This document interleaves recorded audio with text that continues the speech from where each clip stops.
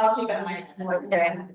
We get Let's get it all out. here, so, okay, Well, that's fine, because the Here, lady we're Holiday, we're kind of gonna pick it and give that one a key update for everybody. And so she was talking. I wasn't sure if we could do that. And I think it's other than that one. So that's what she does with the honors colleges, like help them find the stuff. So as I'm going to. And then I'll. This and then. So yeah. You'll come up for which one? After Holiday. Two, one. I'll be here, I did this whole thing. Holly's doing this one. No, Holly's doing pathways. Oh, she's gonna, and then you'll come up. Okay. I don't think she's gonna miss it, but he's going like, you're killing me. You should not be very sharp. Okay. Well. Yeah, because maybe the summer. Right. So. Even on her friends, I was about to. Are we ready to go on the IT side? It's streaming and. Check with Rebecca.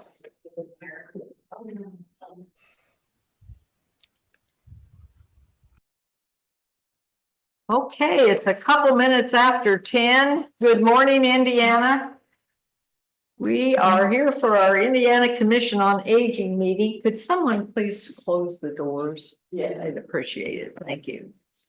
On this sunny morning, and I think we'll have some rain and maybe storm by the time we're done, but I think this is going to be our first day of summer. They're saying 90 here. Yeah. A little warmer south and storms north, so we'll see. But anyway, we are here. You know, I was thinking on the way down here this morning, we are here, actually our scope are older people in Indiana who are 60 and over. If we had that group in here today, we'd have quite a large number of people, wouldn't we? Yes, we have a lot of people, a very diverse population with a lot of similarities as well. So here we are, budget session's over with our legislature. We're moving along and we have some work to do today in our meeting. Okay, first thing I'm going to do is call roll. I don't miss anyone. We have a quorum, but I always have to check. Becky, are you here today? I am. Good morning. Good morning.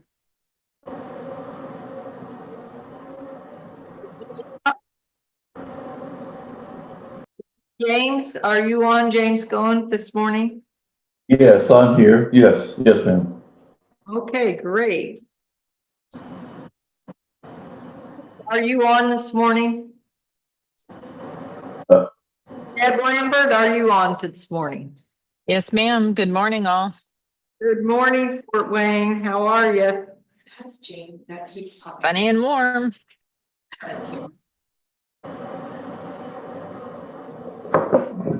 Lance? Hi, Good Deb. morning. Hi.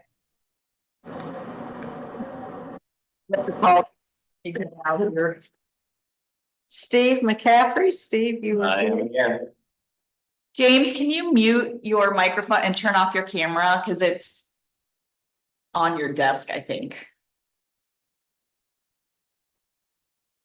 okay, Aaron, I'm sorry, I didn't understand you asked me. Okay. Dan Mustard, are you on today? I am. Good morning. Good morning, Dan. Judith Shun. I'm here. Hi, Judith from Northern. Hello. Indiana. Jake Side. Jake, are you on? Margaret Smith. Megan Springer. Megan, are you with us today? Okay, and Kelly Tungate told me she was not able to be with us. So 1, 2, 3, 4, 5, 6, 7, 8. We're one person short of having a quorum.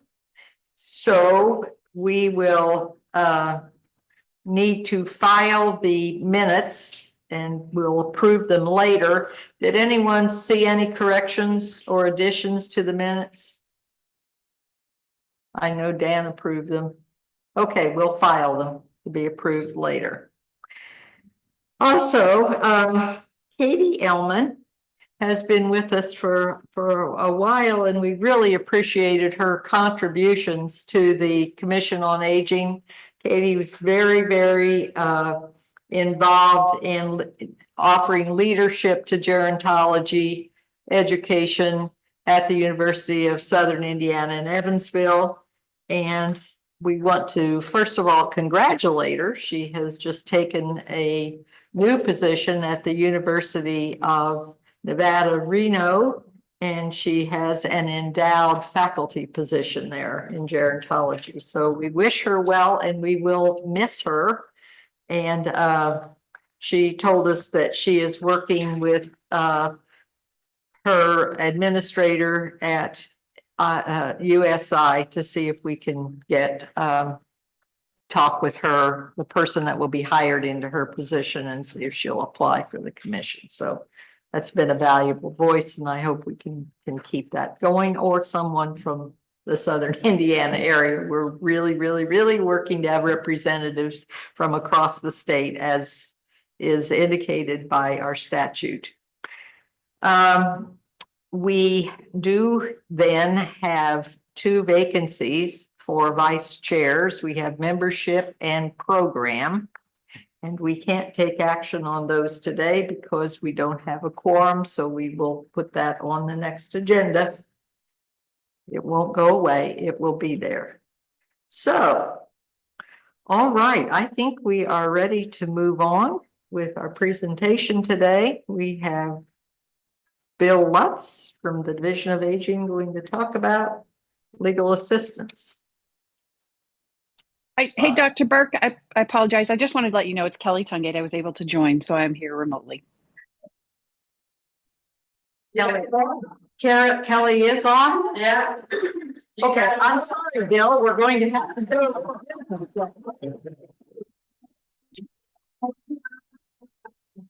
In that case, thank you, Kelly.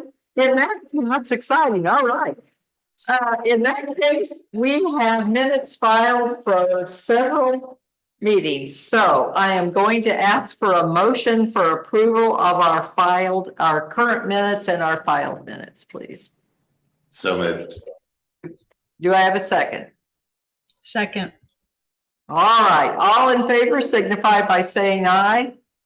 Aye. Hi. Right. No opposed? Yay. All right, that can go off. Great, we got that done. Megan Springer, you are not in the meeting today, is that correct? I think I'm going to go ahead, however, and move with that. Judith, are you going to put Megan, you talked with Megan last time, are you going to put Megan forward, nominate her for the vice chair of membership? Yes, ma'am. Okay, been nominated. I think we'll go ahead and do that election today and get that filled.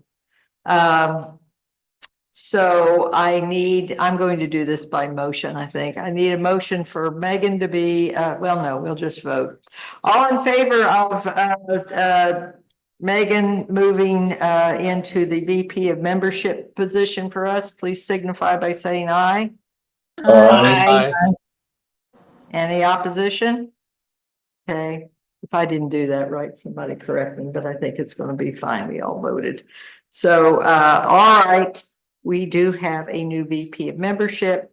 We will wait on the VP of programs, but anyone who would like to do that, please let me know, and or anyone on the executive committee, and we'll move forward on that as soon as we can. That position works with me and Aaron as we plan the some of the presentations for the coming year.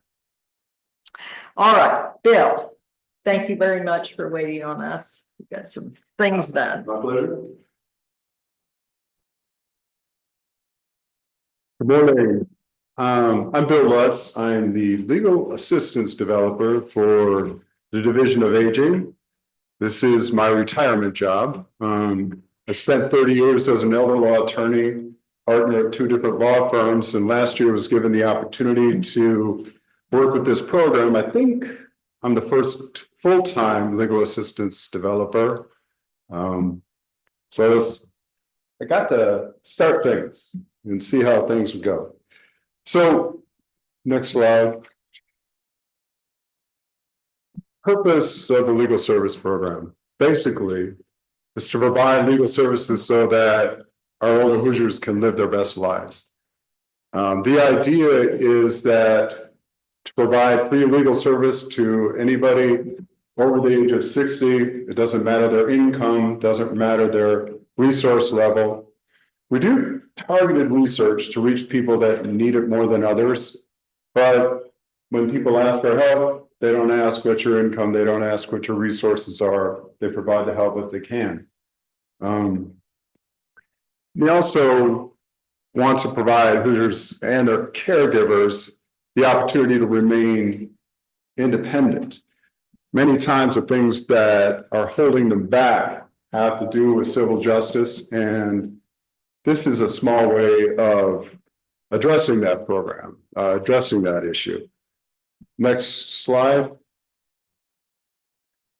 How this program is funded is through Title IIIB. 3% of the Title IIIB money that is sent out to the AAAs is used to secure legal services for older Hoosiers. So they get their pot of money, they multiply by 3%, and then they contract with someone to help provide that service. They also have a local match that's 10 to 15%. And I think in 100% of the cases, the way the local match is provided is that the legal service providers give extra hours. It's an in-kind match of legal services that would not otherwise be provided for that area. Of the 12 AAAs, 12 of the AAAs use Indiana Legal Services as their legal service provider. So they're contracting with Indiana Legal Services to help those people that come in. And the way this works often is they're put into the same evaluation process that all people that go to Indiana Legal Services use. And if a person can't fit into any other program because their income is too high or their resources are too high to fit into a program that's for the indigent, then they'll go on to Title IIIB. And so it's a way of expanding how things are done. 4 of the areas use local service providers. And a lot of times that's because they're in a rural area like Area 5, where it's really hard for their clients to go to an office or to meet with Indiana Legal Services, or because like in Area 14, they have a great relationship with the Fox Law Firm up there, does some great work. And the way that they work together makes it easier that they know what's going on and can address the needs of that specific area better. Next slide. So this is what happened in 2024. That 3% provided for 4,569 unique individuals to get legal services. That ranges from coming in and saying, all right, this is what you need to do and going on, all the way to taking court cases through appellate procedures. They also, those people received 13,232 hours of legal services. The money we paid for that was $255,000, nearly $256,000. That means we were paying lawyers $19.34 per hour to do this work. And Indiana Legal Services has support from other places, but when you have people like in Area 14 where they don't want to take an increase in rate and their in-kind match is 100% rather than the 15% required. That's how this happens. The private cost of this, if we'd have gone out on the market, would have been $3.3 million. The low average is $250 an hour. I know most lawyers are up over 300 at this point, so that's a lowball figure as to what it would cost out there. Next slide. This was a real surprise to me. I spent 30 years as an elder law attorney. When I came in, I expected the issues to be long-term care, Medicaid, issues with estates, issues with guardianship. But what you're seeing is that housing's the issue. These are things that keep people living at home and keep them operating. So all the housing is at 29%. But if you add criminal expunsion, it goes to 34%. When I got here and I saw that we were doing 5% criminal expungement, I called Dennis Frick and I said, why are we doing criminal expungement? That seems odd for a 60-year-old. But that blocks them from getting, those criminal records block them from getting federal housing. So this is critical work. The other thing is financial powers of attorney, healthcare designation. So we're giving caretakers the tools they need to help the people at home to keep them there. And then also debt challenges, bankruptcy, collections, things like that. What we found is that our seniors, or older Hoosiers, however you want to put it, I'm in that category, so I don't mind, whatever you call it, are much like the general population. It's not elder law attorneys we need most of the time, it's good general lawyers, and that's what this service is providing for them. Okay, next slide. This success was despite some real challenges. Saw the limited funds, $255,000. If a 2-year associate produced that much, they'd be considered to be behind a little bit. Instead, we're using that much money to cover 92 counties. The administrative headaches of this program were incredible. We would meet with people and they would tell us that this 3% money was 20% of their administrative headache, trying to collect all the information that the ACL wanted. And so Rebecca and Aaron and Ryan Miller at Indiana Legal Services, we all kind of worked together and found ways to streamline that. So we took that administrative burden away from them as part of what we were doing last year. We also have a lot of lack of coordination between agencies and even between legal service providers and the AAAs. Oftentimes, the AAAs didn't know who the lawyers were that were providing the program. They had not met. They didn't know what services they were providing. That was something that happened over the last 10 or 12 years, and so that makes it difficult. Indiana is a legal desert. I guess only a lawyer would say there aren't enough lawyers, but there are 2.3 lawyers per 1,000 in Indiana. And in many of the counties, there's less than 1 lawyer per 1,000. So even if you have the money you need, you often can't find the people with the expertise you need to help you out. In fact, the Supreme Court has noticed this and put together a commission that is working to find ways to help people with civil justice and having the ability to deal with evictions, that kind of thing. Then we also have a lot of people that don't know they need help. Sociologists ran studies over time, and they found that the main reason people don't get lawyers is not money. They don't know they need the help. They don't know what they're facing could be solved by a letter, by going to a quick court hearing, or just actually opening their mail when they get it, just because it's return receipt requested. A lot of times they throw it in a pile and say there's no help. So those are the challenges they face. Next slide. So what we've done at the Division of Aging is we've worked to streamline data collection so that it's no longer 20% of their time, or 3% of the money. We also were able to take the ACL reports, which in my opinion are fairly worthless for planning.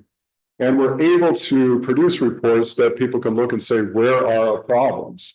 And one should have come out with a PDF that talks about this, the different things that the housing, healthcare, defensive guardianship, and miscellaneous.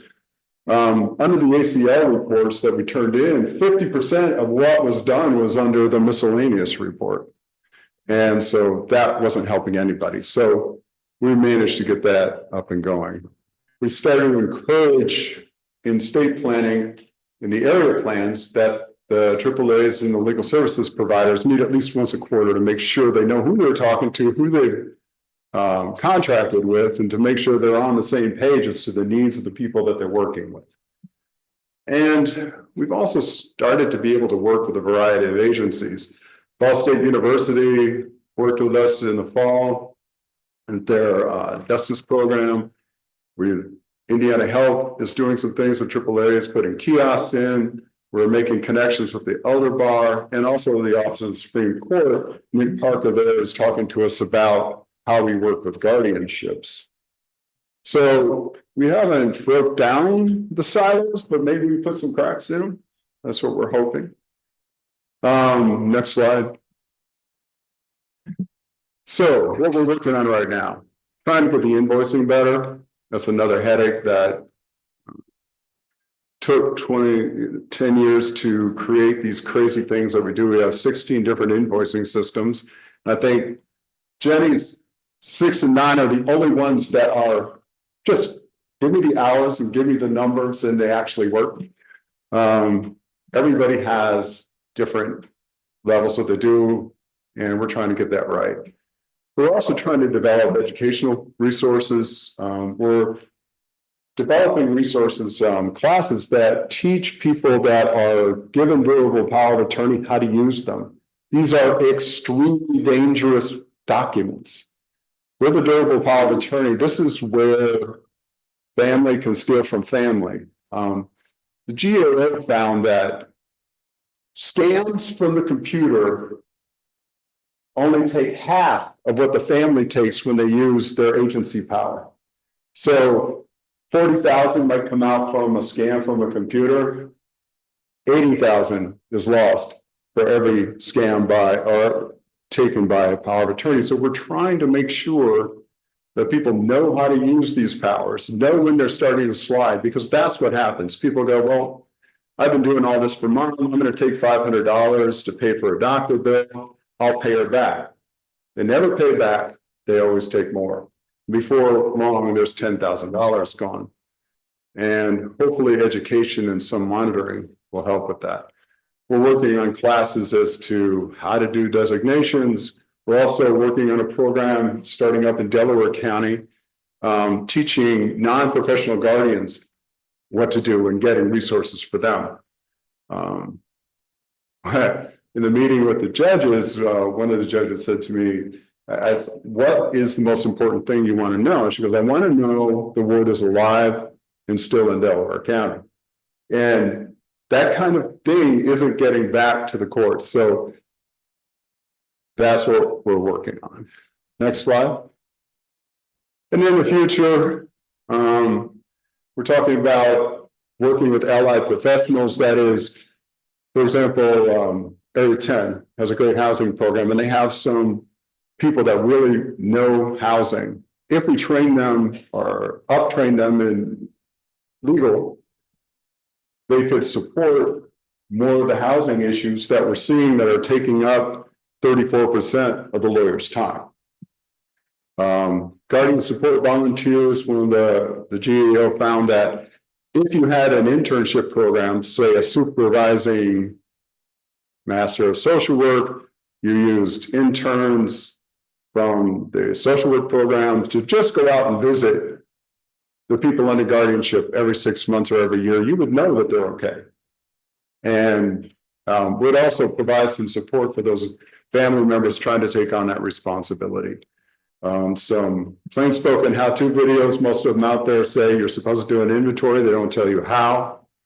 But the idea is to support what is already some great work out there and control costs through some creative partnerships. So that's where we're at right now.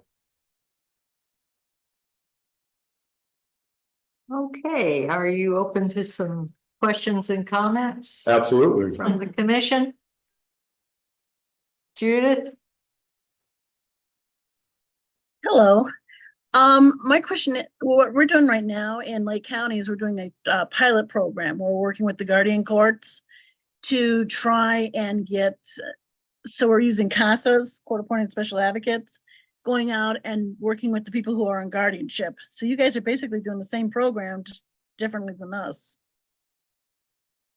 So I have to apologize. It's kind of echoes in here, and truthfully, this morning only one of my hearing aids is working. It's tough being an older Hoosier sometimes. But so as I understand it, you're talking about using CASAs to go out and check on people and to help guardians, right? Correct. That sounds awesome. And that is when the GAO looked at guardianships and said when they're the best is when they have something like that. And I think that's a wonderful idea. I think I'd love to hear about it sometime, how you're doing that and what your success is, because that's something that can be spread around. I think that's great.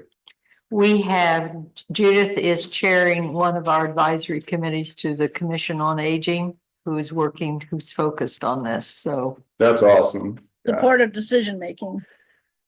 Yeah, support decision making, Yeah, that's great.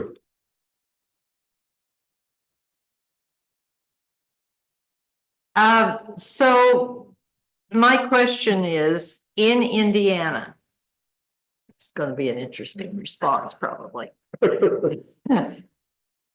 So is the door to get these services to call the AAA?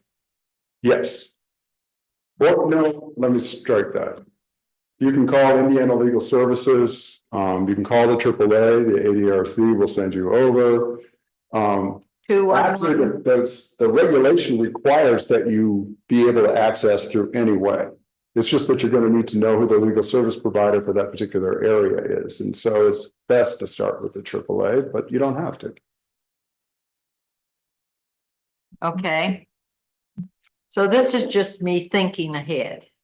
If we're going to be looking at some kind of changes with AAAs in the future, some consolidation or something, it is really important to know what your legal or what your local resources are for this. True. It gets more difficult the larger the areas are. So Right. it's not that this is going to decrease the need. There's too many of us, and this is really tough. I'm up there in a rural county served by Area 5, and there's a lot of housing issues going on. Yeah.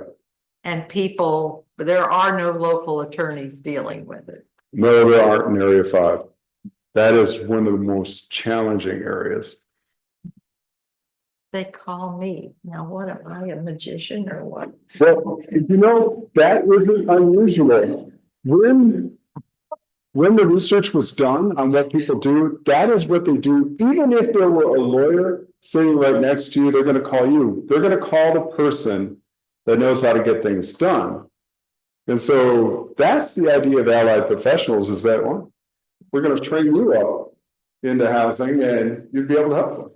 Well, you also know my thinking on we need to include our Indiana Public Libraries more in some of our outreach and what we're doing, because I think that might be a place where people could learn about where to call, because there's a lot of this going on throughout Indiana. I don't see it getting less. Yeah, outreach is best done where people, food banks, churches, libraries, where people go, where people gather. Senior centers? Yep, absolutely. And that's why we started giving the classes at senior centers, and that's been fun. Well, thank you for your work with this. And Judith, if Bill wants to contact you and talk about some of the work you're doing up there in northern Indiana, you'd be available, right? Yes, ma'am. I would love that. Thank you. All right. Thanks for your Thank you so much. time. Uh-huh. Vanessa. Vanessa is, I asked Vanessa's on one of our advisory committees now. We'll talk about that later, but good to have you here, Vanessa. Talking about adult protective services. Thanks so much for having me today. I'm gonna call this part one. You're probably gonna want to have me back sometime around July. I assume there's a meeting then. To give you part two, because right now we just have really basic information about what's going on with adult protective services. In July, we'll have significantly more. So this July 1st, for the very first time ever in Indiana, we are moving to a new contractor for adult protective services. So the entire time that APS has existed for Indiana, which has been since about the early 80s, we have contracted with prosecutors. Currently, we have contracts with 17 different prosecuting units across the state in order to run APS. In July 1st, we are going to be contracting with PCG Indiana to run our program. I'm going to give you as much information as I have about that right now, but that announcement was just made on April 30th in the evening. So we just had our first meeting with PCG yesterday, and we are still working out some of the details. So I just don't have a whole lot of extra to provide for you, but I will let you know what it is that we are currently working on. Do you know what the PCG stands for? Oh, goodness. Top of my head, I want to say, is it Population Consulting? Public Consulting Group. And it is, PCG Indiana is a subsidiary of PCG, the larger agency, which is national. And they have several different contracts with Indiana and with other states doing different kinds of human service work. So they've done adult protective services type work before. But they've also worked like with First Steps, and they've worked in all kinds of other programs, all different age ranges. And they're a for-profit, correct?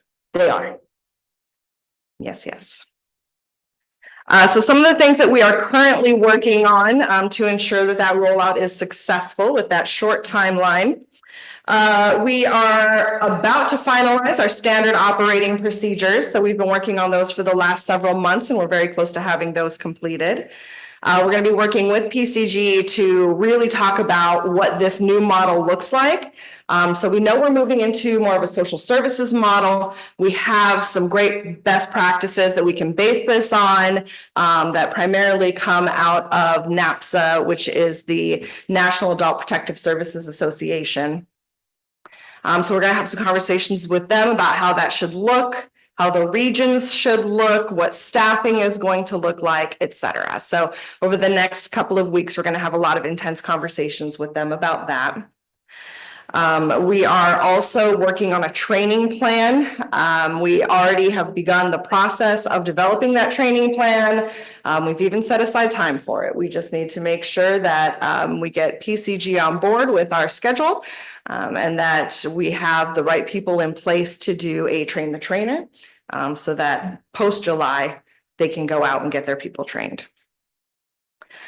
And we are also working on a stakeholder engagement plan so that we can get the information out to all of our key stakeholders to let them know that this transition is happening and who they will be contacting moving forward from July 1st on. I will say that a couple of things that are staying the same. Our case management system is staying the same. So luckily, it's not like we have to get a whole case management system up and running in a month and a half. So that is going to continue as it is. And our reporting process is staying the same. So right now we have a partnership with 211. They run our 1-800 number for our hotline. And that will continue to remain the same. So that partnership will still be there. That 1-800 number will still exist. All the same people who currently take those reports will continue to take those reports. The only difference is that once the report is taken, it will be sent to a different region than perhaps it was before. And we are looking at making smaller regions. So as I said, we have 17 contracts, 17 different units right now. We are trying to cut that down to something closer to 4 or 5 different units across the state. And I think that is everything. So I have some websites for you. I'm going to give that information to Aaron and Rebecca so that they can get it posted. But that'll give you some information for like just if you want to learn more. So we have a website that talks about what those best practices look like. We also have the link to the award letter for you. One of the things that we are trying to do is make this new program as close to the new federal rule as possible. So I also have the website link for that new federal rule if you feel like doing a deep dive into what that is going to look like. And I think that is everything. What, do we have any other questions? Yes. Yeah, I bet. Well, just from a high level view here. So as this transitions over, PCG Indiana is contracted to do the investigations. Yes. The prosecutions, if they will still be done within the county. Yes. Yes, anything that has criminal activity will continue to be referred to law enforcement as it is now. Anything that requires connection with community services, that will continue as it is now. So those kinds of things will remain the same. We will still be doing the same types of investigations. So none of that has changed. It's just somebody new doing it. And honestly, we're not even sure yet, but it might not be that many new people doing it. Because one of the things that is written into our scope is that PCG has to prioritize current APS staff when they are hiring. So depending on how many APS staff currently exist that are interested in moving over to PCG, that is an option. Does the state have any ability to monitor, or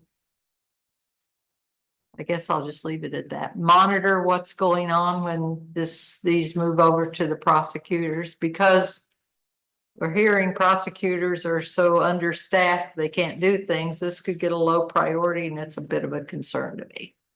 Yeah, so we won't be able to necessarily monitor anything that happens once APS has done their piece of any particular case. If something does get moved to law enforcement, or something does get referred up to prosecution, we won't be able to monitor what happens after APS closes out their part, but we can't do that now either. So we have only ever been able to monitor the piece that is APS. Everything outside of that is outside of our scope. So if the county still prosecute, it's a county issue. Yeah. Okay, I'm just clarifying. Yep. So, can I ask a question? So I knew this was happening, but I wasn't like involved in the process. So just in terms of the history, was this driven by the prosecutors or driven by Division of Aging, or Yeah, what started the trigger? Yes, absolutely. So in November of 2023, we received a letter from the Indiana Prosecuting Attorneys Council from IPAC stating that they would no longer be continuing the contract as of July 1st, 2025. Okay. So that was the instigator for looking for a new contractor. And if you looked at the funding for what was spent with the prosecutors versus what's being spent now, how did those compare? So our budget actually remains the same. So we have not increased it. The only thing that might look different is that we have included a Medicaid match that we typically get throughout the year. So we have included that upfront in the budget versus at the end of the budget, which is where it would have normally been. But the budget stays the same. And do you know how many just curious, how many states use a prosecutor model versus a contractor model? We are actually the only state that uses a Only. model. Okay. Yeah, yeah. No other state has a model like ours. We are unique. And I would just add one thing too, that there's some CMS requirements that are also coming up in the next couple of years that are requiring a very robust APS program. So we would have been revamping Yes, anyway. absolutely. Yeah. Regardless of that. Yeah. And that's part of the federal regulations I had mentioned before. So we'll have a link for that too, if you want to dive into it. They have a nice, easy, like 1-pager version as well. So there's no necessity to like read the 30-page or whatever it is version of the new rule. Hi, this is Kelly. I apologize if I missed it, but you mentioned the contracts that PCG has across the country. I know they contract with entities and states on various levels. Did you mention how many contracts they have in other states to administer APS or oversight of APS? I don't have that number off the top of my head right now. I know that they did some work in Portland, but beyond that, I don't have a list. And they don't do anything else in Indiana, do they? I think they do have They do. other contracts in Indiana right now, And do you know what they are? not No, specifically. of course not. They're across the, I was gonna say, they have several contracts Several. across the state government and local government. I mean, it's all transparent. They have one with Bureau of Child Development Services for steps for the EI hub. There's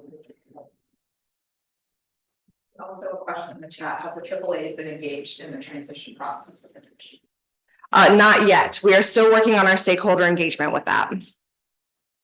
The question was, have the AAAs been engaged in the In the APS, process. In the transition process. in the transition process? Yeah, so the AAAs have not yet been involved. We are working on our stakeholder engagement with that now. Any other questions? Okay, Vanessa, thank you very much. In Indiana, we don't like to be first with too many things, so. Thank you so much. So being last to get, yeah, okay, there we go. Anyway, moving along, but I just want to point out again. And this has already been a local program, but we need to do some education at local levels, local government levels, as we have this policy devolution from the federal level to the state level to the local level. You've heard me say it before. I certainly know our rural county commissioners in Tipton County are not abreast of everything that's coming down to their level and new things that they are responsible for that they have not had responsibilities for, nor are the voters. I just will add that, but it's not like the problems go away. All we've done is move where they land, and we're doing less at the federal and state level. So we're back to the local level. There we are, folks. Anyway, moving on. All right. Well, thank you so much, Vanessa. We've been wondering what was going on with APS, and now we'll see you again in July. Okay, very good. All right. Well, let's hear about level of care assessments. And we have Holly Wimsatt from Division of Disability and Rehab Services. All right, thank you so much. I appreciate you all sharing some of your time with me this morning. I'm Holly Wimsatt. I am the Director of the Bureau of Disability Services.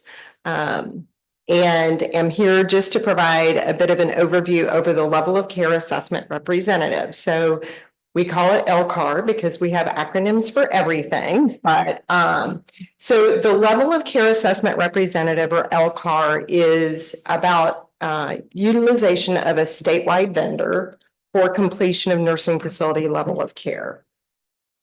So I'm our slides. I'm sorry, Rebecca, can you pull up slides, please?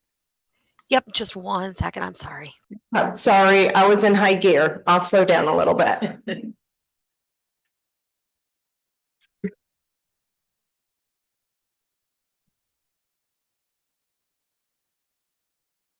while we're working on the slides. Again, this is level of care assessment. Oh, there it is. Thank you, Rebecca. So I'm going to give an overview today, and then hopefully if I don't talk too long, Kelly's a little far away to kick me if I talk too much, but we'll have time for questions, I'm sure. So I could throw a shoe at you. you could throw a shoe at me. This is true, and I won't see it coming. So an overview of the level of care, or LCAR, I'm going to say LCAR, is there's really two, if you will, areas where nursing facility level of care is utilized, and that is in our PASSR, or pre-admission screening resident review program. That nursing facility level of care assessment is a piece of PASSR. And then nursing facility level of care for our home and community-based services waivers. So today, the LCAR vendor is Maximus. They also do other work in other states, and they have worked in Indiana for a number of years, facilitating our PASSR program.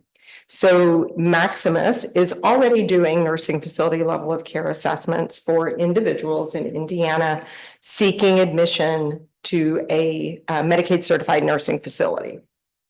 And I will say, nursing facility level of care is nursing facility level of care, whether you're trying to access admission to a nursing facility or access to a home and community-based services waiver, if that makes sense. So the impacted waivers for the LCAR are the health and wellness waiver, the traumatic brain injury waiver, and the pathways for aging waiver. These are the three waivers administered by the Division of Disability and Rehabilitative Services that utilize the nursing facility level of care as eligibility, functional eligibility for these services. And that's what I'm going to spend most of our time talking about today is the waivers, because again, the pre-admission screening and resident review that Maximus does, they've been doing that for a number of years. And what we are launching on July 1st, which is about 6 short weeks away, we got a lot happening on July 1st, is Maximus's work with the nursing facility level of care as it is relevant to home and community-based services waivers. So a little bit about the different roles. Maximus will be responsible for initial nursing facility level of care for individuals wanting to access those waivers. They will also do the annual reassessments of level of care for individuals that are active on, again, the health and wellness pathways and some of the traumatic brain injury waivers. Today, that function is the annual reassessments are done by the case managers. So we'll talk a little bit more about that as we work through the presentation. Maximus will issue the nursing facility level of care determinations. They will also provide some intake counseling for individuals over 60, or that pathways population, or 60 and up, I should say. Next slide. Thank you. So the role of the ADRC. So keep in mind, the Maximus will primarily be doing the level of care. Today, that initial level of care is typically done by the ADRC. But there is still plenty of other work. So the ADRCs will act as a potential referral entity to Maximus for individuals seeking home and community-based services waivers. They will continue waiver case management. They will also be continue engaging with the state on waiting list support. Today, they offer Medicaid application assistance. That will continue post-July. And they will continue the options counseling for the under 60 population, as well as the no wrong door support that they provide today. Next slide, please. So I want to talk a little bit about hospitals, primarily because today hospitals are able to complete nursing, assessments for individuals in their hospitals seeking nursing facility admission. So they will be able to continue to do that post July 1. What they will do is what they do today. They assess those individuals in their hospitals that are seeking nursing facility admission, and they enter in the assessment into Maximus's current system. Because again, this is really about pre-admission screening resident review that Maximus is already doing. They submit those assessments to Maximus today and will continue to do that after July 1st. Again, that's for individuals seeking nursing facility admission. Now you'll note on the slide, there are a couple bullet points there about utilization of an adult long form assessment and utilization of pediatric nursing facility level of care assessment tools. That is just noting that there are today nursing or hospitals can do what is called a short form. And we as an agency have made the decision that everyone needs that full assessment as opposed to a shortened assessment. So that will also change July 1st, and that will be the longer form, as well as another item rolling out that is not particularly relevant to this particular group. We are rolling out some additional assessment tools for nursing facility level of care for the pediatric population. Because our current tool does not accurately assess youth. These are tools from a current suite of tools. So today, that nursing facility level of care tool is the Inter-I home care tool. What we are rolling out on July 1st are other Inter-I tools designed to assess children. So again, no change in the information required for adults in hospitals seeking nursing facility level of care. Next slide. Also, the role of nursing facilities. Similarly, in the pre-admission screening resident review program today, nursing facilities can complete assessments for individuals in their facility and submit those to Maximus today in their system. That will continue through December of 2025. They are seeing the same adjustments on the long form for adults and the pediatric tools.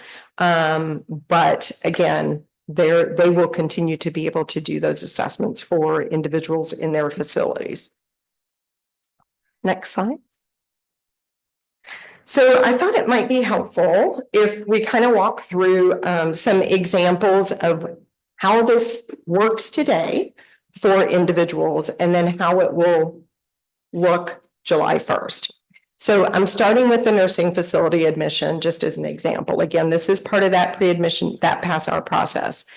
A 56-year-old is in the hospital, wants to pursue nursing facility admission. Hospital completes the assessment via that Maximus system.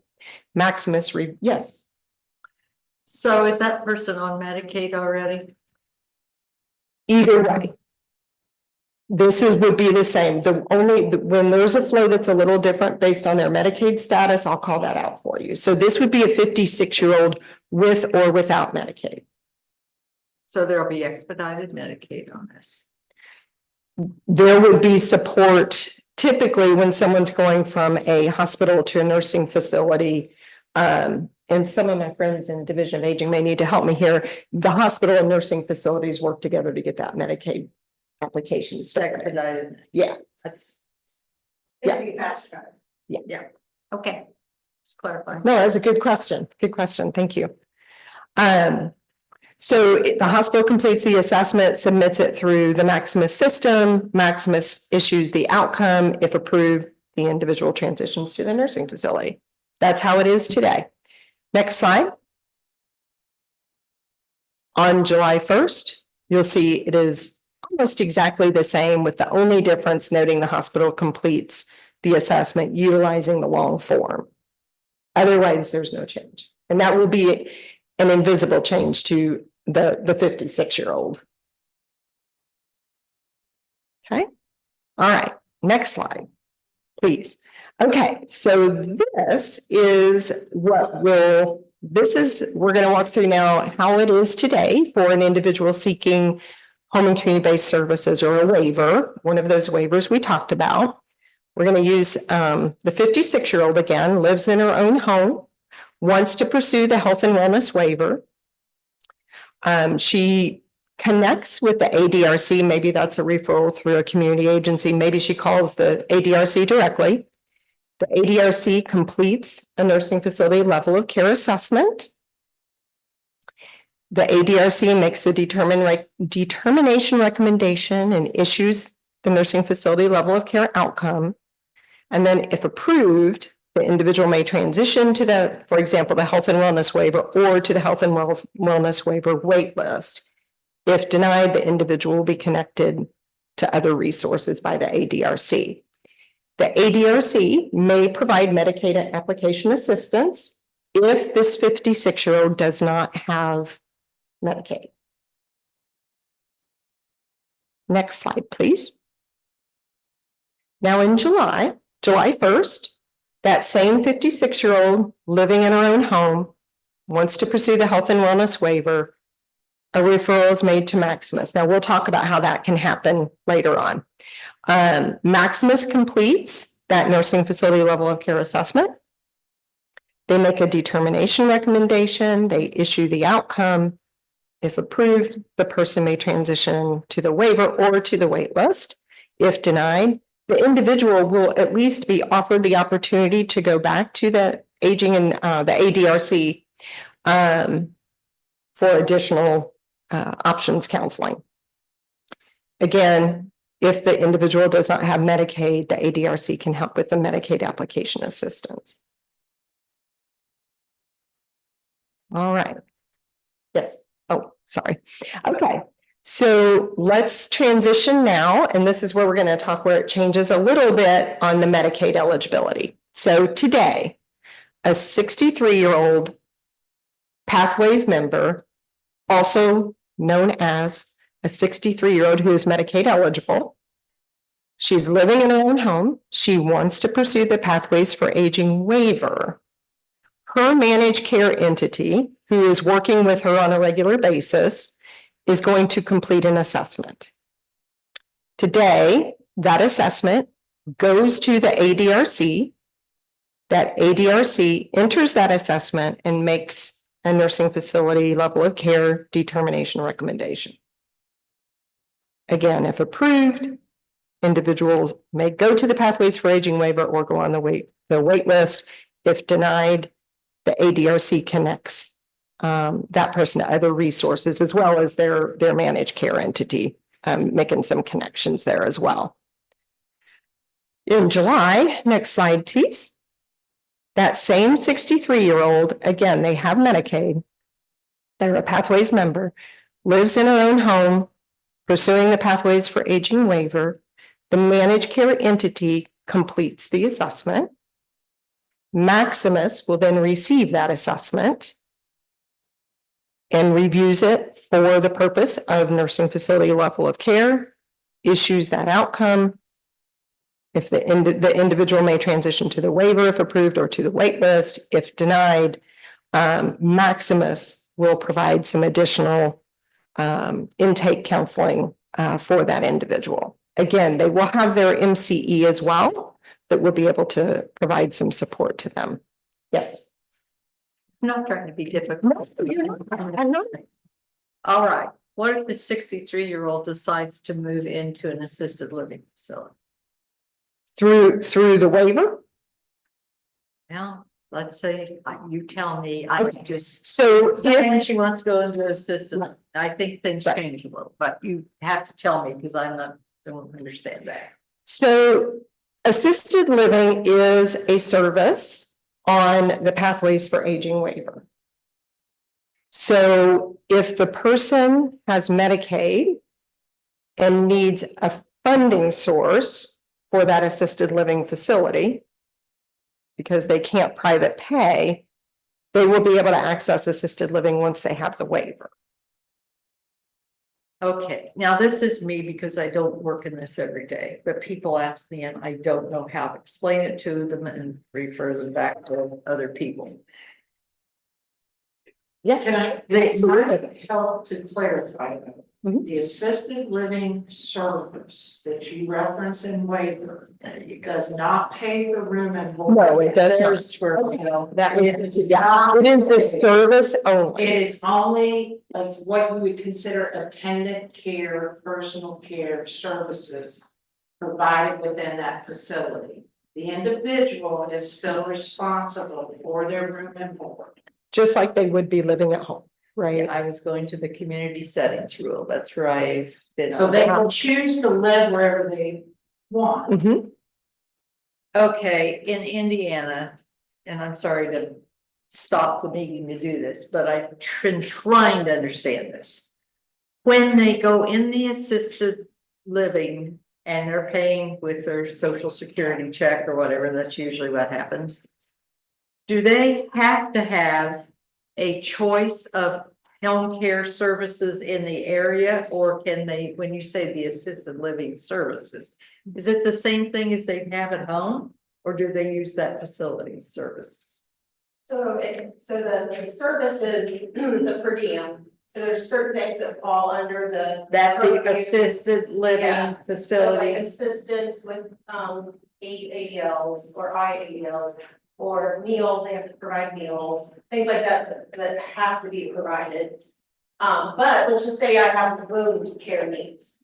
I then could have skilled nursing coming in to address my wound care needs or my diabetic, needs, or if I have a catheter. So you, outside of the assisted living, there are services that you can do through your regular Medicaid or Medicare to have them come in and do. and here's my issue. And I'm trying to understand it. I think you get expedited if you're in for Medicaid, if you're in assisted living. That's not true? No. What gets expedited in this state? Because there's people, seem to me, those that go into assisted living get on services faster than the ones that live at home. I'm sorry, I'm just trying to understand. What we see right now is that we have people who need to be on Medicaid, but they have to spend down, or they need to get rid of some of their assets, or they transferred their assets, so they have that waiting period. But they're already in the assisted living. So I know the last time we were here, we talked about how we put some waiver slots in reserve for the upcoming. So we could address those folks when they do get Medicaid, then they can quickly get pushed into the waiver service once the Medicaid's in place. If someone is in assisted living though, and then they apply and they're eligible for Medicaid, it's gonna take the normal like 30 to 90 day process to get pushed through. There is some fast track things that can be done, but it's still gonna, no matter what, you're looking at a 30 to 45 or 90 day kind of. Yeah, and I'm asking this because people have come to me and said, well, why don't I just go to assisted living and I can get on this faster? Otherwise, if I stay at home, it's gonna take forever. I'll be on a wait list. And you're telling me. People stay on the wait list for assisted living. There is no fast track. They just get a priority. Well, not right now. Yeah, they don't right now, but they will in the future get a priority. And not everyone in assisted living. Yes. It's like the Holly team, Holly squared here. That's right. I think clear about that. Yes. So I think there It is is not our assisted living, I give priority for a. No, that is not. It's the same with nursing facility. You'll have people admit right out of the hospital. Yeah, Apply, but it's still could be a 90-day process before they get fully. yeah, I'm just asking for clarity because I think there is confusion out there and then people are saying, well, what do I have to do? Which way should I do this? So I'm not saying this is easy to do. It's the same thing as I'm sitting here saying, why can't we come up with something other than nursing facility level of care? Because then you can't explain that to somebody. They're living at home with their nursing home facility level of care. I'm not blaming anybody. I'm just saying. Yeah, I wouldn't mind to use that word Right. externally, it's just eligibility. I know, I don't, you say, they need a high level of care that can't, but if these services come into the home base, I don't have good language for it, but it's really hard for people to understand this. But I think this other thing of how do we get fast track needs some clarity in this thing. Yeah, So- Go ahead. no, it's okay. Go ahead. So, so my name's Deb Lambert. I, work at Byron Health Center, which is a assisted living and long-term care community. So we've been in this managed Medicaid now for not quite a year. And something that we're starting to see, I see you're trying to fix, the front end, but at the end of the day, we still have wait lists. So then the big question for me is, for people that have been determined to need a nursing home level of care and put on wait lists, what's happening to them as human beings. And now what I'm starting to see with this program, and I've been in this industry for 30 years. I've never seen, except for if someone actually inherited money, which we are 99%, 98% Medicaid, so we don't see this a lot. But unless I had a resident that inherited money upon the death of a family member, and then that kicked them off of Medicaid for a while because they had resources to pay, I've never had a resident that has lost resources. And so now I'm starting to see residents that are losing their Medicaid. And so my question is, we have a front end problem with the wait list. We are now having a back end problem with, so one of our case managers came in and said, yeah, 77 people on her caseload are being reviewed for appropriate level of care. So potentially they're going to lose their level of care, and the folks that live in long-term care don't have a house to go home to. So we heard from the gentleman today that's doing the lawyer program that, wow, he was shocked to find out that a big part of what he spends his time on is housing stuff. Where are these people supposed to go? I really truly have not seen it where people have received a level of care to receive nursing home level of care and then had that revoked. And there's a lot of facilities that are having to decide, do you just boot someone out and then where do they go? Or do you just eat that cost? And I can tell you, the industry is not going to be able to eat the cost. I have 5 people that are in this situation. I have to make that decision. So I think we're confusing a couple things here. So and I hear you about the nursing facility level of care. And just to be clear, I'm not confusing things. I'm just pointing out additional problems with this program.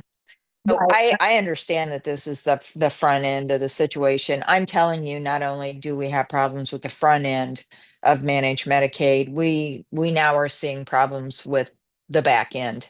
And as a state, I'm not sure I'm super proud of the fact that we're going to be booting a bunch of people out and they're going to have nowhere to live, because the wait list for subsidized housing is ridiculous. The wait list now for nursing home is ridiculous. We have a growing elder population. What are they supposed to do?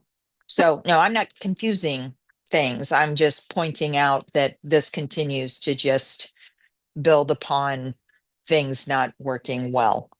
To clarify, there's a couple different things that you mentioned. First is that nursing facility level of care that sometimes is referred to as the functional eligibility required to access that home and community-based services waiver or nursing facility placement or admission.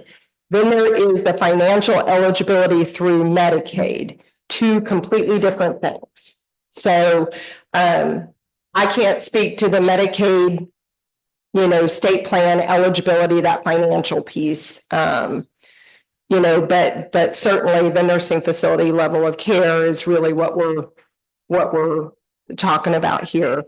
And not the Medicaid piece. So yeah, I'm aware of that. Thank you though. How hazardous that our appeal process is. Absolutely. Yeah, any situation where someone there's an adverse action, there are appeal rights that are provided in writing. So to the individual and their representative, so. Yeah.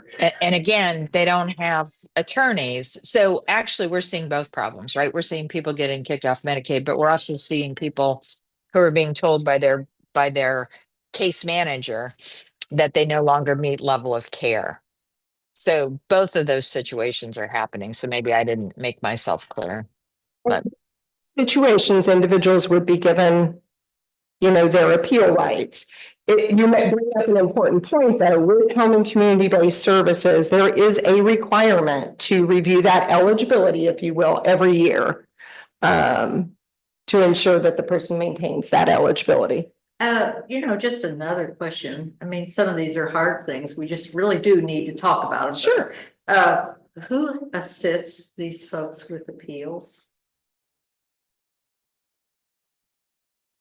If they are receiving home and community-based services specifically, or just, they can Or in a contact. facility? I mean, Yeah. I don't know. Yeah.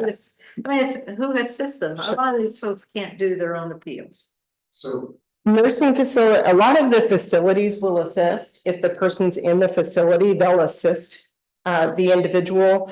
It really is a lot of different resources. Some people reach out to legal services, as Bill mentioned. Bill, could you help us with this since your name got brought up in this? most of the appeals that you're gonna see, You want to get to it, or they can't hear you, sorry. it is a real problem, you're right, with the appeals. The facility can't really help with the appeal because they have a natural conflict. So you'll see a lot with Indiana Legal Services, the elder law bar is huge. They do a lot of that, but that's people with money, and oftentimes what you're seeing is our people doing it pro bono. And there are a few places where the facility will try to help with an appeal, but as I say, there's a natural conflict because when Medicaid means money in their pocket versus what's the need of the person that's a resident. And so sometimes what it seems we have facilities out there that will actually hire lawyers and allow them to be independent and help with those appeals. But there are a lot of people doing appeals on their own, and they're hard. Okay, thank you. so the answer, Dr. Burke, is truly no one unless they happen to have a guardian. So Even with that, I was my dad's guardian and I was only in my 40s when I had him. And it is very, very hard. He never went on Medicaid. I took care 100% paid for his services. And when one company would say, oh, you know what, it's gotten too hard for us to take care of him, then I would have to just magically move him to a different place. It's hard. You guys don't understand. It's not as easy as it sounds. And the attitude of it's a little bit funny. It's not funny. This is a very hard situation. Well, Holly, can I ask a question? Sure. Yes. Hi, Holly, it's Jennifer Lance. I'm just curious, what are we going to be able to see any level of reporting once Maximus starts doing the assessments in July of some comparisons of level of care approval percentages or rates prior to them taking over and then after them taking over for the HCBS services specifically? Sure, that is certainly something that we will be monitoring for obvious reasons, right? So yes, that is already part of our plan to make sure we're monitoring that and have that baseline for today and then what it looks like post-July. That's great. That's a good question. And Holly, it's Kelly Tungate. Another quick question just on process. So when Maximus conducts the assessments and an individual is most likely placed on waiting list, you mentioned that the AAAs would be providing some support in waiting list management. Will they be responsible for supporting those families while they're on the waiting list? Or would that be beads, or who would that be? That is not changing with the LCAR launch, so it will be the same in terms of who they can reach out to while they're on the wait list today. So that could be the ADRC as an example. But when we talk about wait list management, we're really talking about some of those administrative responsibilities in terms of inviting, responding, making sure that as the state invites people off of the wait list and into services, we will partner with the ADRCs through that process as well. So the LCAR launch on July 1st isn't impacting anything functionally with the people on the wait list. Thank you. One more quick question. So if for the health and wellness waiver, when someone is invited after July 1st from the waiting list, they're notified, the LCAR performs the assessment to make sure they're still eligible. And then where does that person go? To BEADS? To select a case management agency, or where do they go? No, they will select a case manager. Well, first of all, pathways, right? They will select an MC, they will have an MCE, for example. If they don't have Medicaid yet, and they're over 60 and they're invited to the waiver, they will be able to access some support through the ADRC for that Medicaid application. And then once they have Medicaid, they'll choose an MCE.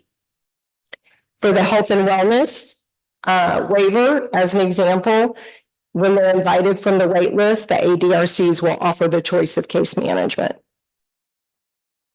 Okay, thank you. Thank you. All right. Let's go ahead and move to the next slide because I can feel Kelly taking her shoe off behind me because I'm running over here. No, we've had a lot of questions. So thanks. Questions are good. Questions are good. Communication is good. So today, an individual 63 years old that does not have Medicaid, living in their own home, that is interested in the Pathways for Aging waiver, the ADRC today completes the nursing facility level of care assessment and issues that outcome. And then again, same, if they're approved, the individual may transition to the Pathways for Aging waiver or be placed on the wait list. Again, the ADRC can provide support in that Medicaid application assistance process because again, this individual would not have Medicaid. Next slide. On July 1st, that same 63-year-old does not have Medicaid, is not a Pathways member, wants to pursue the Pathways for Aging waiver. Maximus will complete that nursing facility level of care assessment and issue the outcome. And again, if approved, we'll move to the wait list or to the waiver. And if denied, Maximus will provide some intake counseling. So now all that meant, now you may have said this and I That's just okay. was thinking about other things. So the Medicaid application, if this person's not on Medicaid, happens when in this process? it can happen anywhere in that process. So I think that's a great question. Someone Someone, still have that window where they both have to come together or somebody can't get in? Is that, am I missing something? so the Medicaid is necessary for waiver services, right? If someone's on today, it is not required that someone have Medicaid to be on the waiver wait list. Does that help? Kind of. Okay. All right. So this person doesn't have Medicaid. Correct. Well, if the person applies for Medicaid and all this goes through, they really won't go through because they don't have Medicaid. So It can. So it can. The person will go through that. They do not have to have Medicaid to be assessed for nursing facility level of care or the waiver. They have to have Medicaid to receive services. But today they don't have to have Medicaid to go through the assessment to know if they would even be eligible functionally. And the assumption is the Medicaid eligibility will be determined within a timely manner as all this goes forward. They would, right, they would need to apply for Medicaid and go through that process. I would just clarify, they should apply at any time they believe themselves to be eligible Yes. for Medicaid. That should Correct. not wait for application. Correct, correct. When they have that contact, right? Triggered at the start of it. Yes, Okay, yes, I'm just clarifying. yes. Yes, and part of what Maximus, It doesn't happen. that's true, part of what Maximus will do in those conversations, much like the ADRCs do today, is talk to folks about, you know, what that waiver is, but also you have to have Medicaid, right? We can put you on the wait list, but you'll have to have Medicaid. So here's how you can apply for Medicaid. And they'll provide resources. There's some wonderful tools online that DFR has, but also, again, those ADRCs can assist with. I mean, it that goes process. together. It's just they It don't work does. together. People, that's not easy for people to get. All right. That being found functionally eligible for the waiver does not necessarily make them Correct. financially eligible for That's right. Medicaid. There's two And I parts. think that's a real opportunity for us to educate. Also, I do think there is some misconception or misunderstanding. Not everyone understands that waiver requires Medicaid financial eligibility. We will see that upon issuing an invitation, and then the person says, wait a minute, I don't want to get rid of my assets, I don't want to. So we also need to work on some front end education around those pieces. Well, in Indiana, for years, people, you go out and someone would, needed care. You could just take them to the nursing home and, you could start applying for Medicaid and they, and that's, people think that way. They don't understand this change. Yeah. So there's a lot of opportunity, if you will, to better communicate and. Yeah, whatever we can get up on our website for people to try to understand this at, I don't want to be demeaning, but at about a fourth grade level. It needs to Plain be there language is in the important. chart. Some states have that a little more clear than others, and I think with all this transition, and with this happening July 1st, we need to get something where clearly they can just get it. That's why I said public libraries, people come in, this is where you can go and learn things on this website with the state, something clear, 1, 2, 3, 4, 5, some kind of a chart that'll take them as simply as we can, because we're further along in it now than we were. But just remember, people are coming from, because they don't know what's going on. They think you take grandma to the nursing home and, she doesn't have money, put her on Medicaid. This is real different.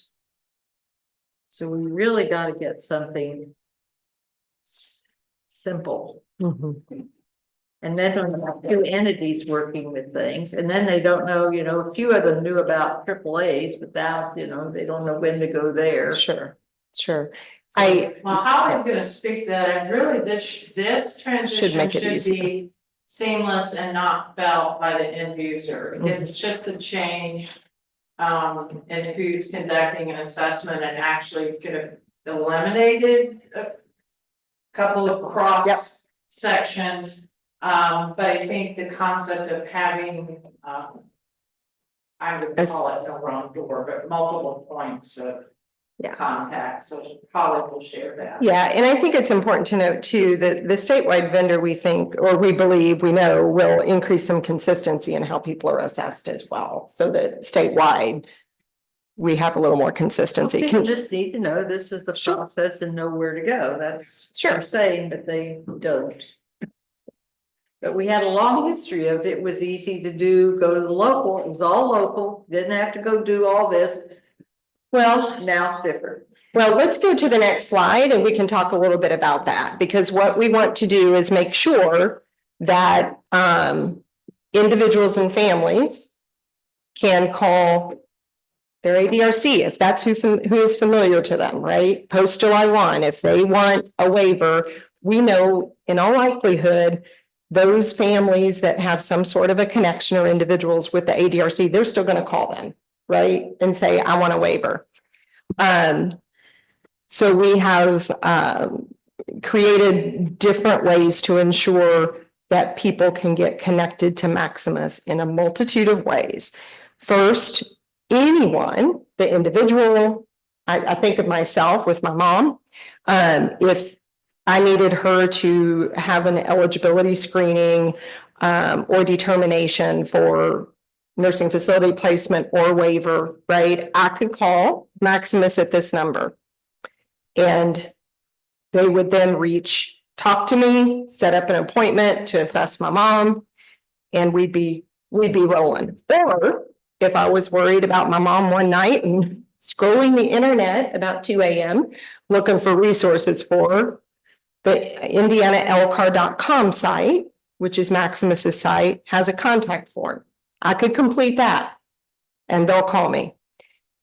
The other thing is any of the entities we talked about before that have access to the Assessment Pro system, that's your area agencies on aging and ADRCs, your managed care entities, hospitals, nursing homes, PACE providers, our bureaus, district offices, they can make a level of care request in that Assessment Pro system. Or they can call Maximus with me on the phone and do that kind of a warm handoff, so to speak, right? A three-way call so that they can say, this is who you need to talk to. So we've been very deliberative in making sure that that people aren't going to go to the wrong door, that any door they go to, they'll be able to be connected with LCAR and Maximus and be able to be walked through that process. Yeah, this is just me carrying on. I was doing it before the meeting started. A lot of times this happens in primary care offices. Somebody goes in, a family member takes somebody in, says, I cannot do this anymore. I can't take care of this. I don't know what to do. I don't know where to go. Primary care does not have social service available through their health system, and they end up sending them over to the emergency department, which is the worst and most expensive, not the worst. I have to watch what I say. They are very busy and it's the most expensive route into service. And I don't have an answer to that. I don't know how we get to people before that. But I know that happens. And primary care has told me, I don't know what to do with them. I sent them to the emergency department with meltdowns. I don't know. I mean, I'm not blaming anybody. I'm just saying, where's our points of entry and are we for this, when you say no wrong door, there isn't a door there. Well, I think what do we do? I don't know. talking about two different things though, in an emergency situation, which is not just individuals that are 60 plus. Right. That happens with folks with intellectual and developmental disabilities and mental health crises. Yeah. Often, yes, they do end up, if you will, accessing the system through emergency room. There are appropriate points of entry, but at times I think the physician's office isn't the place for that. But if this were a case where, let's just again reference, I've been there, and Holly, I know with your mom, if you went into your mom's physician and said, I don't know what to do, I need some support at home, the physician can call that number. Absolutely. Or the physician can go on the LCAR website and do that. So it's an easy link to, it's not limited to a person or place. And I think for the hospitals, and this is one of the, I think this can be helpful too, in that hospitals, again, they will be able to continue to do those assessments post July 1 for people seeking nursing facility, but it's the same system for someone, seeking home and community-based services. So if they end up in an ER, right, and the family, they're admitted or whatever, or even if they're not, the hospital will have the ability to do a referral through that Assessment Pro system or to call that number, either way. So there there is some advantage to that system being available for those entities that only do the pre-admission screening, because then they can make the referral for home and community-based services too. I don't know, just trying to pull it together. Sure. Well, I Sure. completely understand what you're saying. Yeah. I think it's a larger issue than just, as I said, the 60+ population. I appreciate you Mhm. bringing forward. Yeah. Next slide. I think we're to the questions. I just want to make sure I've covered the content. Okay. Did you have a question? Yes. I've heard several mention of ADRCs, but I believe the AAAs are struggling with staffing and responsiveness issues. Is there a plan to bolster ADRCs? Let me take those. Sure. Okay. So we have been working in collaboration with the other FSSA divisions and a work group of representatives from the ADRCs to rework the ADRC contract for July 1, and the current contract has been very focused on tasks. You do this, you get to claim a pay point. You get to do this and get to claim a pay point. So we've been really trying to look for ways to better capture all of the different activities that the AAAs are doing related to, waiver intake and nursing facility level of care and Medicaid application assistance, recognizing that people are coming to the ADRCs at different points in their journey. So we're trying to move towards more of an outcome-based support to the AAAs, where we're not so focused on, did you do this for this individual, but I guess broader, bigger picture approach to try to better support them.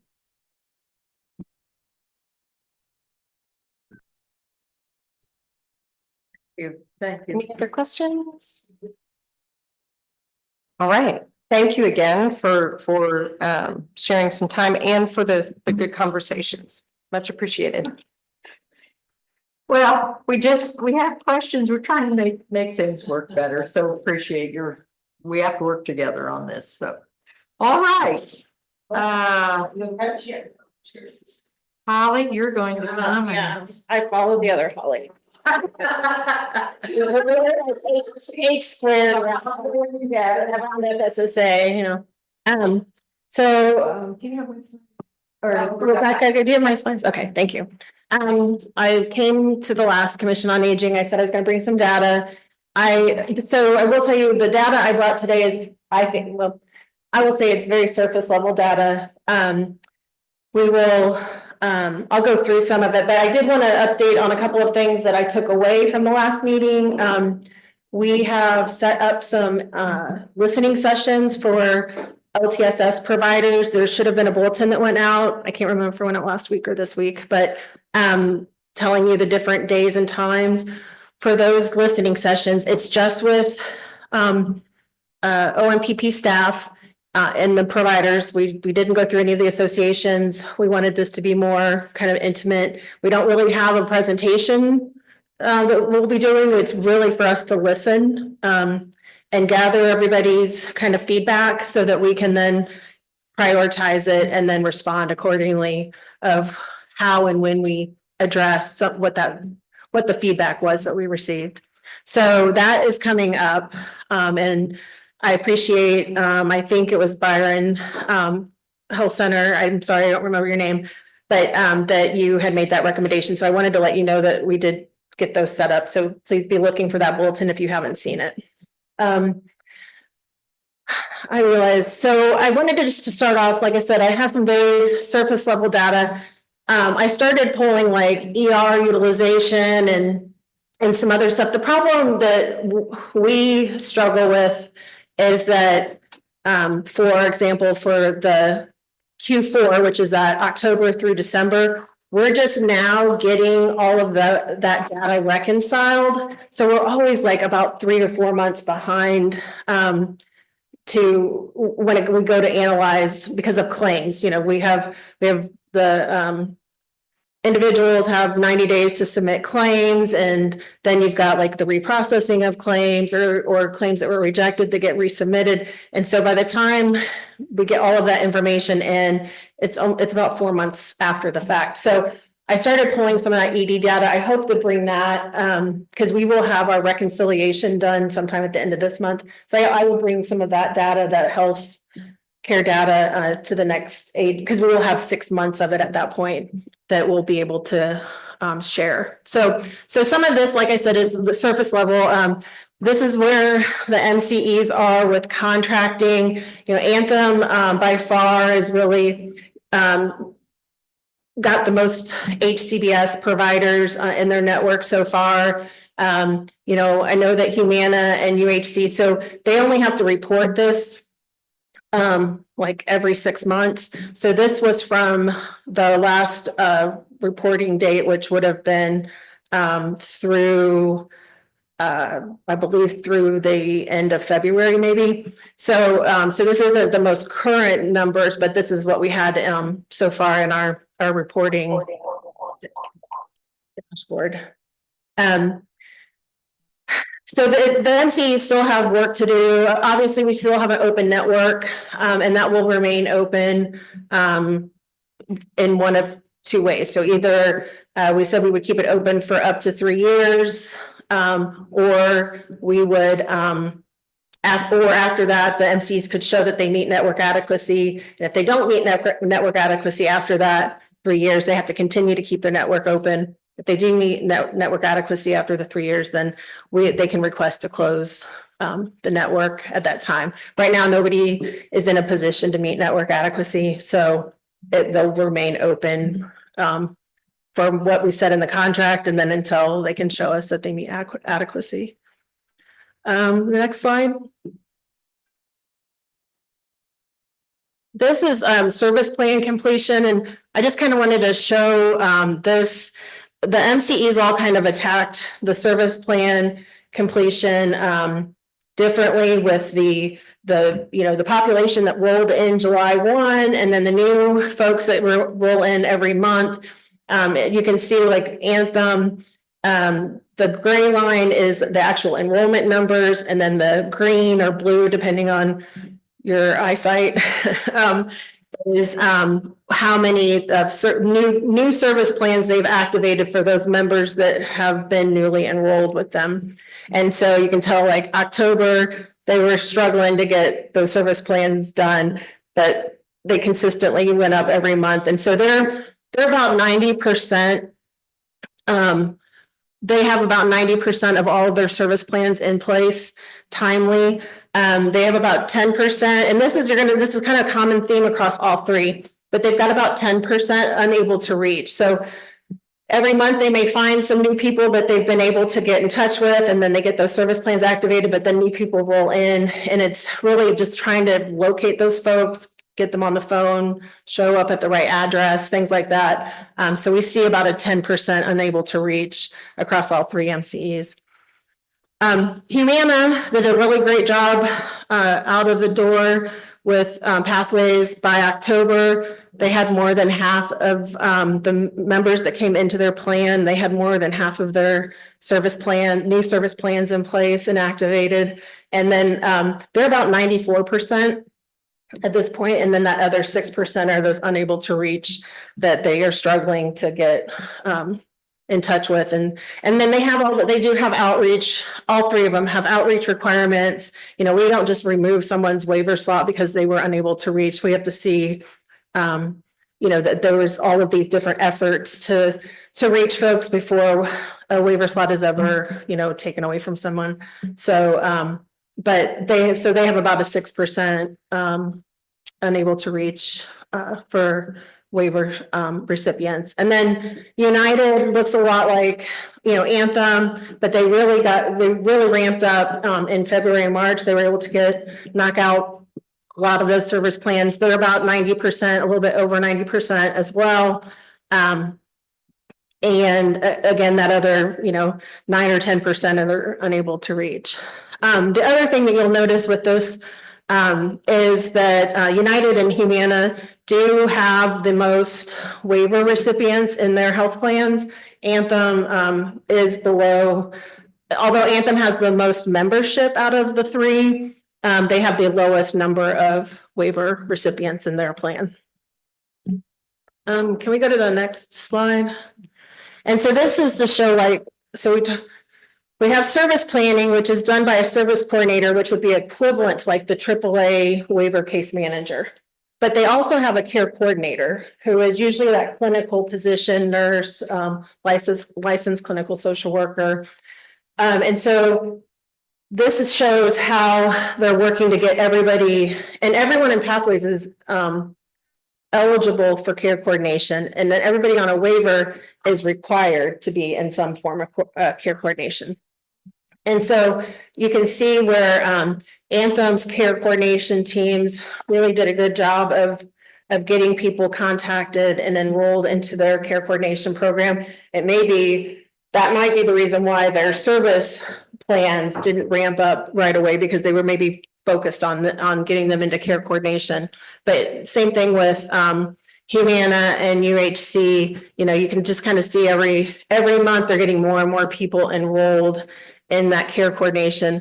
The difference between care coordination and service coordination is service coordinators are really focused on those waiver services, those social needs, and how to best support someone in the community. The care coordinator, again, is usually those clinical positions that really help focus on the medical, physical health, and behavioral health needs. You know, do they need to help, talk to a doctor? Do they need to do follow-up? Do they need to talk to the pharmacy? Where do they need the most support around their medical needs? So this is outside of the waiver services. And I don't remember, if I have another slide. Do I have another slide? You do not. Okay. So like I said, this was just some of the, and again, this is just from the first 6 to 9 months that was able to poll. And we will have a reconciliation of the healthcare services sometime by the end of this month from the MCEs. So I'll hopefully have more medical data to show like how many people have moved from a nursing facility into the community, or how many people utilized the nurse line, and it deterred ER utilization. We should have more of that data to share in the next meeting. So if primary care has a patient who is in the Pathways program, there should be a care coordinator who could work with them and their family. Yes. If there are behavioral health issues. Behavioral health or physical health, yes. Yep. And remember too, everybody in Pathways is eligible to receive care coordination, but not everybody in Pathways is also on a waiver. So it's just the waiver services is where they would have a care coordinator and a service coordinator. You have that other set of folks, which is about 50% of the rest of the population that aren't receiving any kind of LTSS, but that's where that care coordinator is really extremely important, because it becomes kind of their main, where the service coordinator can really get you connected to that a care coordinator. A care coordinator becomes that main point of contact, and so we just encourage everybody, to reach out to their managed. I mean, that's what they're being paid to do, and we want everyone connected with their care coordinator when possible. And if they need help with services, the care coordinator can get them. Yep. To where? So the care coordinator, so let's just say someone maybe appears that they could need waiver services.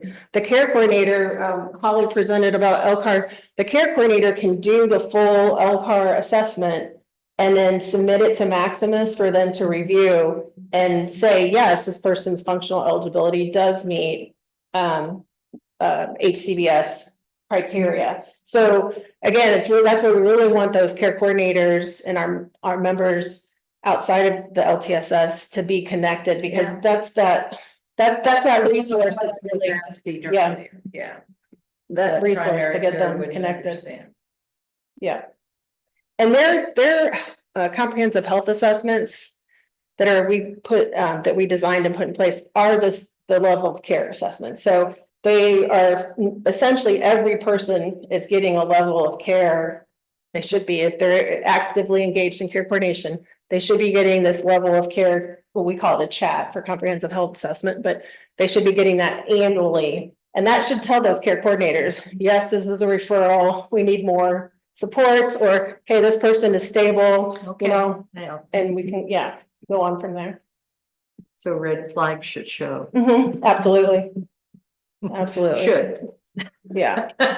And we're seeing about, I would say, when I looked at that data, problem with why I wasn't able to bring more data around the assessments is I had one MCEs whose numbers weren't working out, right? And I think they're pulling the wrong data in. But when I was looking at the other two MCs, I mean, they have about 50% completion rate. And a lot of that's going to be because they have to do it for the HCBS side. So some of the requests that I've been making back to them is you need to tell me who's LTSS in this assessment completion and who's not, so that we can see where the gaps are.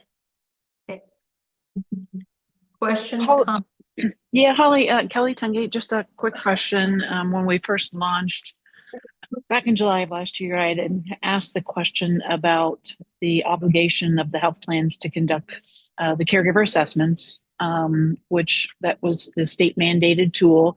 And I think at the time there was some reprieve afforded the health plans so that they could focus on those service plan and initial assessments. Are they at this time, are they conducting the caregiver assessments as obligated through their contracts? So they're not required to do caregiver assessments. There's criteria that would like initiate or be a red flag that they should do one, but they're not required to do them, and we're not tracking those. Oh, okay. That was my misunderstanding. I thought they had an obligation contractually to conduct those. No, they're not.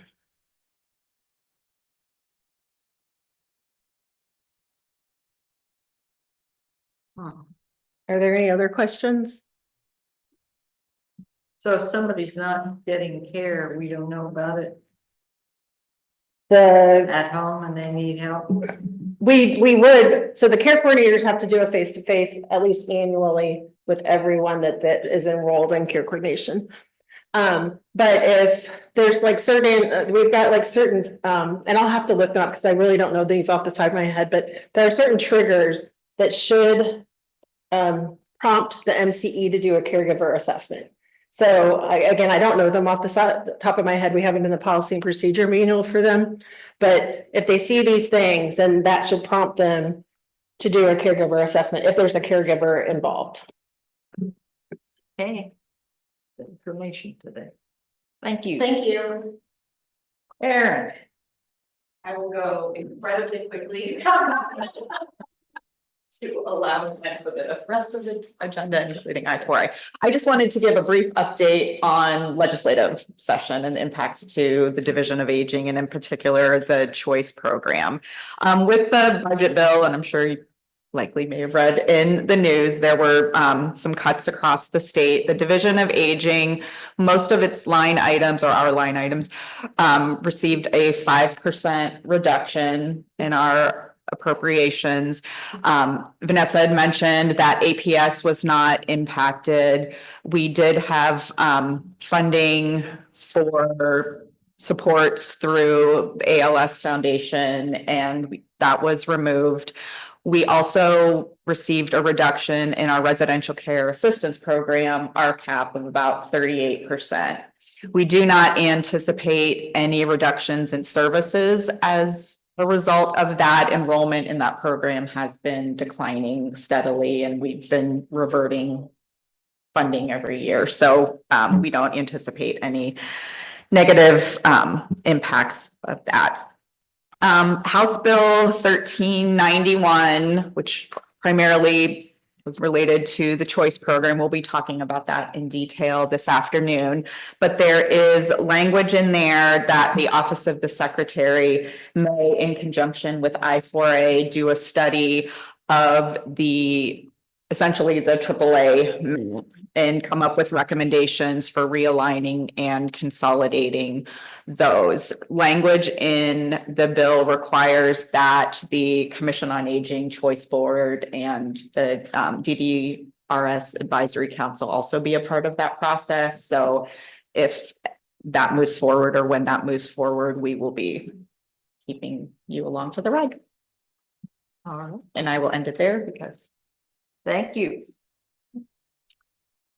Okay, the, Joanne, Yeah. this is Judy. Aaron, Yeah. I think it's SB 1595 for the long-term care services for long-term care insurance. You guys are supposed to be submitting. They passed it saying that you need to submit that to Medicare so that the partnership program changes. Have you heard about that at all? I do not have any information on that, but we will look into that and get back to you. You said it was 15, I think it's 1595. and that's about the long-term care partnership program through the Department of Correct. Insurance. Yes. Okay. okay. Something else to do. Something else that we. All right, we really have had a lot of conversation this morning. Let's go down to our advisory committee reports. Again, I want to say these advisory committees are doing very valuable work and we need to be sure we hear from you. I did reconvene, we hadn't met for a while, the Living Longer, Living Better Collaborative Advisory Committee. We met once and have a second meeting scheduled. I think Deb and Judith, you both indicated interest in serving on that, so we'll have another meeting coming up. If anyone else wanted to be on that, let me know, please, who is a commissioner, because we really, what we're beginning to do, we had developed the guide for local community coordination on some activities at the local level to help communities become more aging friendly. Their businesses, providers of all kinds of services, et cetera, looking at housing, looking at a number of things. And as was discussed this morning, I mean, with policy devolution, there's much more we need to look at the local level because that's where things are going.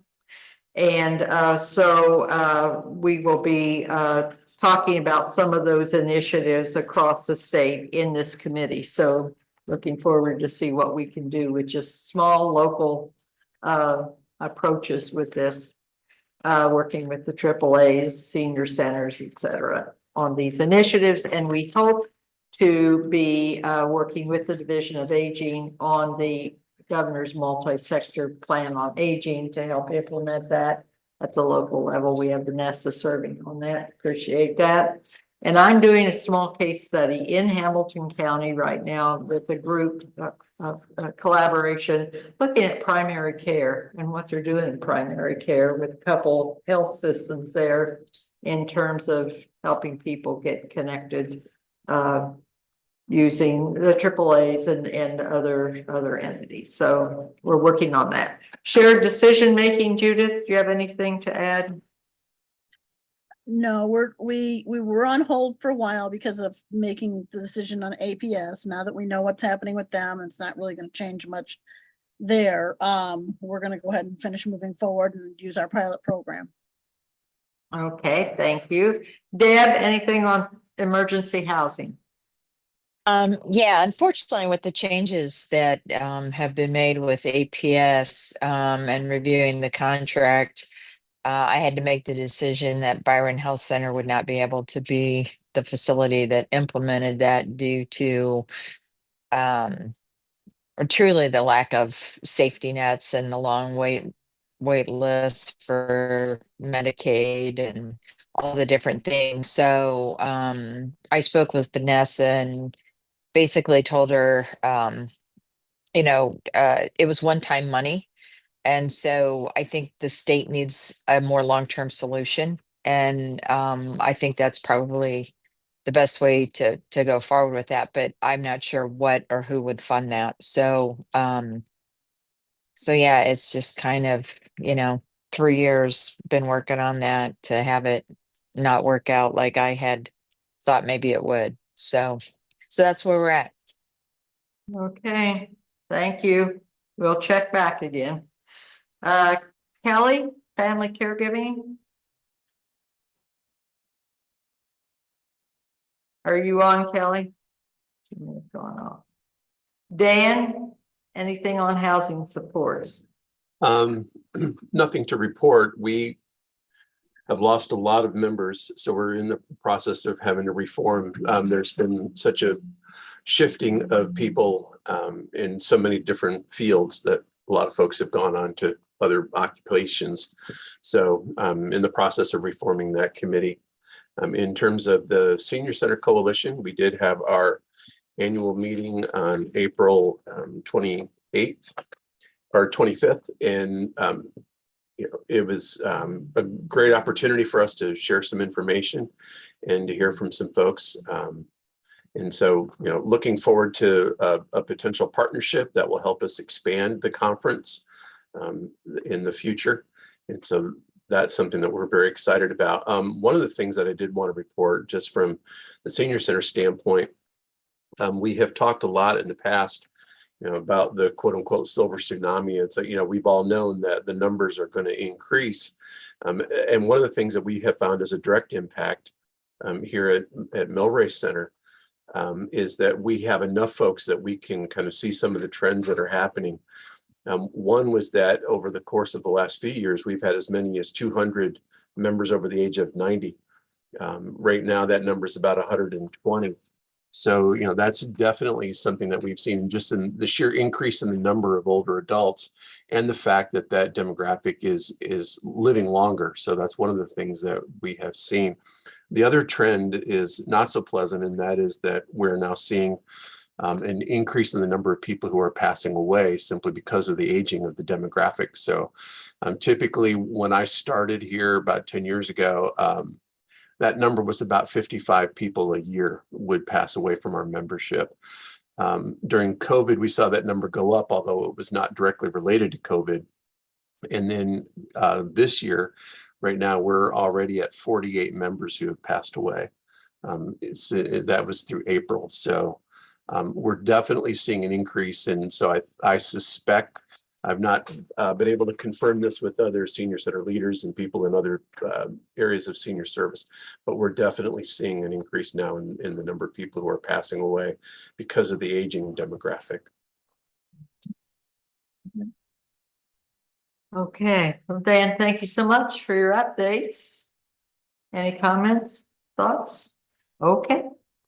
Hannah, come and give us a update on I-4A. Yeah, so as Aaron mentioned, we did wrap up the legislative session and there were some cuts. We never like to see cuts, but at least the choice program and dementia care only received the minimum cut. So we are looking at the choice program losing about 2.4 million in funding each year, and still allowing the 12.5 million to be diverted for a federal match to the waiver program.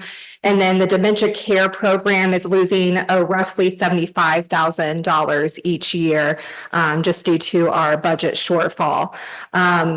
Aaron also mentioned our choice bill, that's 1391, that was signed into law on May 2nd. And we'll go further into that if you guys tune into the Choice Board later this afternoon. The Capital Chronicle did a really nice article about it because it is establishing a Medicaid diversion pilot program. So that's what the story in the Capital Chronicle is about.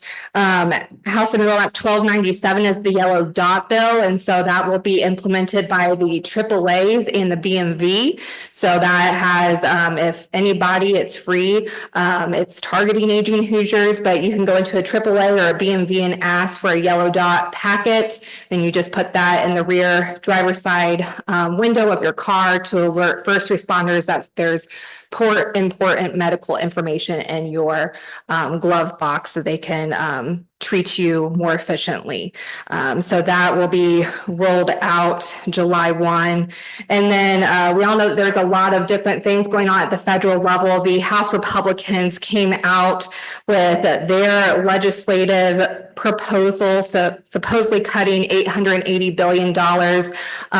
President Trump did say that he did not want to touch Medicare, so they're really focusing on Medicaid over the next 10 years. So we're combing through that to see where we're really impacted. We're facing a potential $230 billion cut to SNAP over the next decade, as well as social services block grants could be cut or eliminated. So right now it's just hurry up and wait to see what actually is in that, since it's a pretty massive bill that we have to read through, which could impact the different funding and delays of funding coming to the state and to different HCBS services as well as the AAAs.